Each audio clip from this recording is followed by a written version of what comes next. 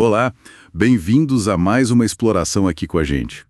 Hoje, olha só que interessante, a gente se inspirou numa iniciativa lá do Paraná de um colégio estadual cívico-militar, que está usando inteligência artificial, veja só, para deixar as aulas de história mais dinâmicas. É uma ideia muito boa, né? Usar a tecnologia para mergulhar num tema, bem denso. O confronto entre o pensamento religioso e o científico. Exato, e a revolução científica que veio depois. A gente vai investigar um pouco como essa visão de mundo mudou, né? Da fé dominando tudo para a razão ganhando espaço. Vamos usar como base uns materiais de aula 19 e 20. Um tema fundamental. Porque essa passagem não foi simples, né?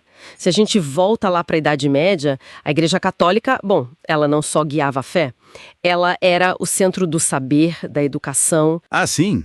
As escolas em catedrais, mosteiros, ensinavam as artes liberais, mas a teologia era sempre a disciplina principal, digamos assim. Exatamente.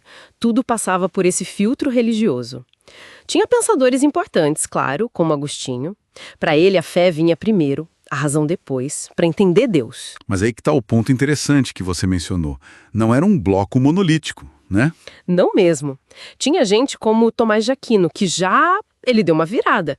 Colocou a razão em primeiro plano, sabe? Tentando provar Deus racionalmente. Uma mudança sutil, mas abriu uma porta, né? Usar a lógica para falar da fé. Abriu, com certeza.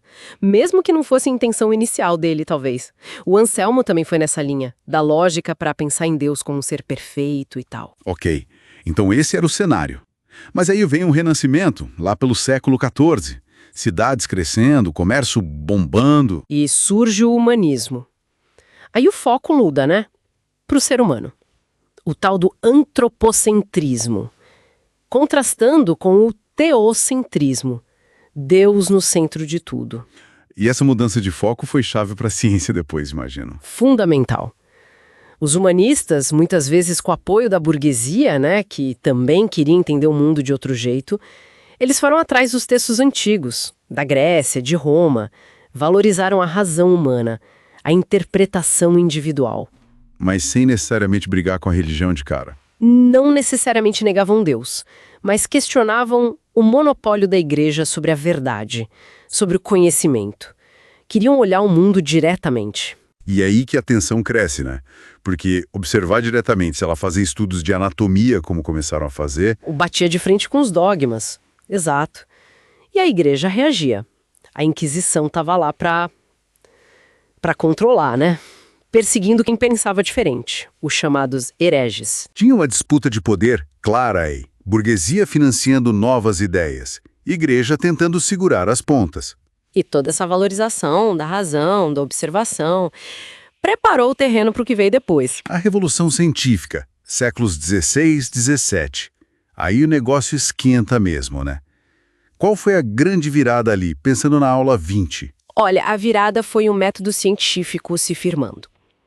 A ideia de que, para algo ser conhecimento válido, precisa ser testado, observado, testado de novo com experimentos. A experiência e a razão validando o conhecimento. Isso foi revolucionário. Tirou a autoridade só da igreja ou dos textos antigos e colocou na evidência. A ciência começou a se organizar como um campo próprio, separado da teologia. E os nomes que surgem? Copérnico, propondo que a Terra não era o centro de tudo, mas o Sol. O heliocentrismo. Nossa, imagina o impacto disso, abalou tudo que se pensava sobre o universo e que a igreja defendia, né? E depois vem Galileu para jogar mais lenha na fogueira. Ah, Galileu foi quem trouxe as provas, né? Com o telescópio que ele aperfeiçoou, ele viu as luas de Júpiter, as fases de Vênus, coisas que, apoiavam o Copérnico. E falou dos movimentos da Terra. E aí ele bateu de frente com a Inquisição. Pesado. Muito. Teve que se retratar e tudo. Mas as ideias ficaram. A observação dele foi crucial. Que coragem, né? E perigo também. E para fechar esse ciclo inicial vem... Newton. Isaac Newton. Ele meio que amarrou tudo, né? Com as leis do movimento, a gravitação universal. Ele deu a fórmula matemática que descrevia esse novo universo que Copérnico e Galileu começaram a revelar. A física clássica nascendo ali. a matemática explicando o mundo físico. Exato. A razão e a experimentação se tornando as ferramentas principais para entender a natureza. Uma mudança de paradigma total. E voltando lá para o colégio no Paraná, pensa que hoje a tecnologia, como a IA, pode ajudar os alunos a quase visualizar isso, né? O impacto de a Terra sair do centro, o que Galileu viu no céu. Torna a história muito mais concreta, mais viva, gera um pertencimento, um engajamento diferente. Com certeza. E entender essa história toda, essa tensão entre fé e razão, que não foi sempre só briga, mas uma interação complexa, ajuda a gente hoje, né? A analisar tanta informação, tantas visões de mundo diferentes que a gente recebe. Ajuda muito. Não é para escolher um lado, mas para entender como chegamos até aqui, como as formas de buscar a verdade evoluíram. Então, para a gente amarrar, saímos de um mundo medieval, com a igreja centralizando o saber, passamos pelo humanismo, valorizando a razão humana, e chegamos na revolução científica, com o Copérnico, o Galileu, o Newton, que estabeleceram um novo jeito de conhecer o mundo, observando e testando.